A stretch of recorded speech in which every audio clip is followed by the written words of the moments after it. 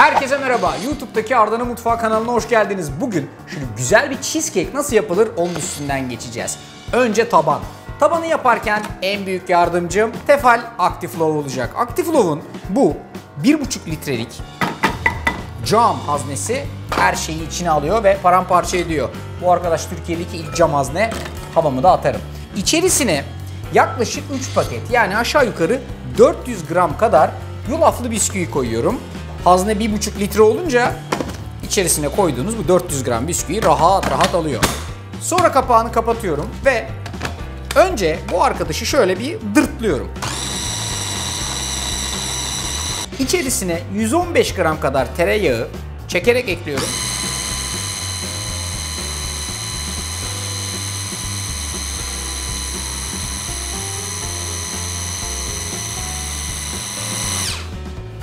Ve aynı şekilde aşağı yukarı 1 ya da 2 kaşık kadar balı yine çekerek ekliyorum.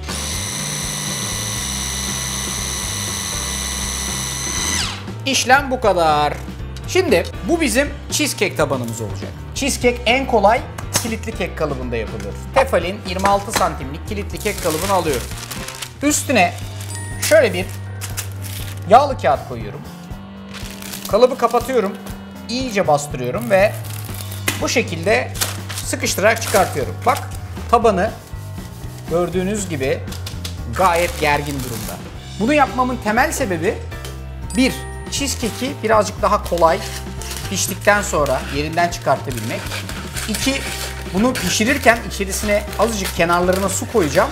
O suyun içeriye girmesini engelleyecek birinci katmanı yapmak. Olay aynen bu kadar basit. İçinde bal olduğu için bu daha güzel tutacaktır ve tereyağı da iyice bağlayacaktır. Bir tane çorba kaşığı alıyorum.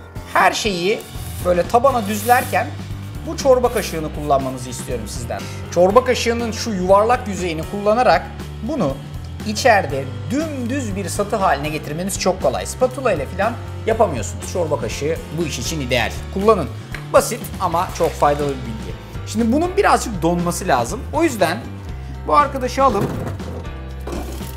derin dondurucuya atıyorum ve yaklaşık 10 dakika kadar orada derin dondurucuda her şey bir araya gelsin diye bekliyorum. Tereyağı ve bal onu iyice donduracak.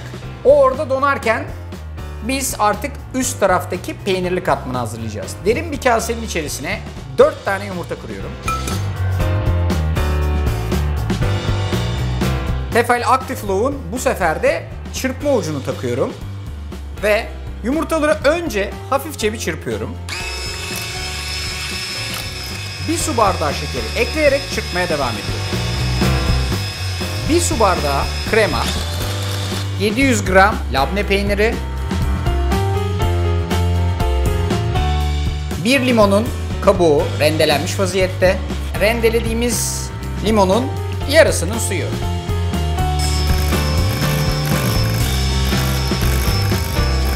Sıra geldi kuruları eklemeye. Her zaman olduğu gibi kuruları hafif şöyle kendi içinde bir araya getirip öyle ekleyeceğim. Yani yarım su bardağı kadar un var. İçerisine bir paket toz vanilya ekledim.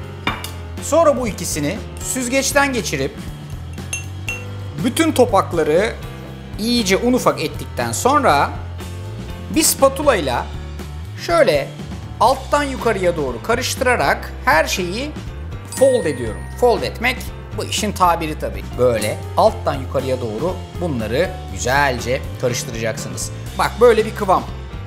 Pürüzsüz, gövdeli ama akıcı.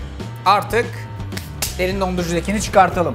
Birkaç dakika içinde bu arkadaş zaten iyice donmuş ve yapışmış oluyor. Bunu yapmazsanız ne olur biliyor musun? Bunu bunun içine koyduğunuzda bu alttakilerle o birazcık karışır, olmaz. 2 ayrı kat olarak kalması lazım. Aman dikkat. Şimdi her zaman olduğu gibi altın pençe tekniği. Böyle tutuyorsunuz bu arkadaşı bu elinizde ve dikkatli vaziyette direkt olarak bütün cheesecake'in peynirli katmanını üzerine döküyorsunuz. Şöyle bir hafif sallayıp her şeyi yerine oturttuktan sonra işlem tamam. Nasıl pişiriyoruz? Aslına bakarsanız bir sürü farklı pişirme modeli ve önerisi verebilirim size. Fakat bir, Şöyle bir folyo alın. Şu şekilde kenarından güzelce kapatarak etrafına sarın.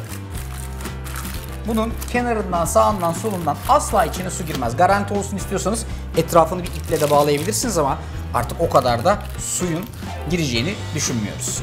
Aldım, fırın tepsisinin içerisine koydum bu arkadaşı.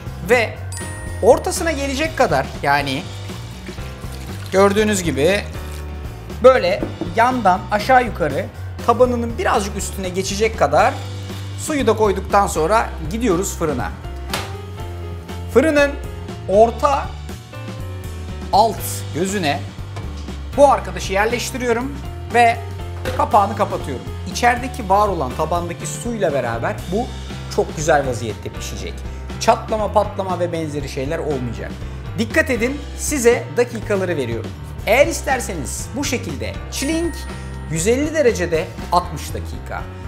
Benim çok fazla vaktim yok, daha hızlı yapmak istiyorum derseniz ağzını da bir alüminyum folyo ile kapatıp 170 derecede chilling aşağı yukarı 40 dakika, sonra bir 10 dakika ağzı açık. Ya da ben daha garanti topa girmek istiyorum isterseniz derseniz chilling 140 derecede 70 dakika. Top sizde ama 150 derecede fırının özelliğine göre fanlı 1 saatte güzel güzel pişecek. Sonra piştikten sonra kapağını açacağız. Bir tahta kaşık koyacağız. 10 dakikada o şekilde kapağı açık vaziyette fırın kapalı dinlendireceğiz. Sonra da çıkartıp soğumasını bekleyeceğiz. Bence cheesecake yapmanın en zor tarafı soğumasını beklemek.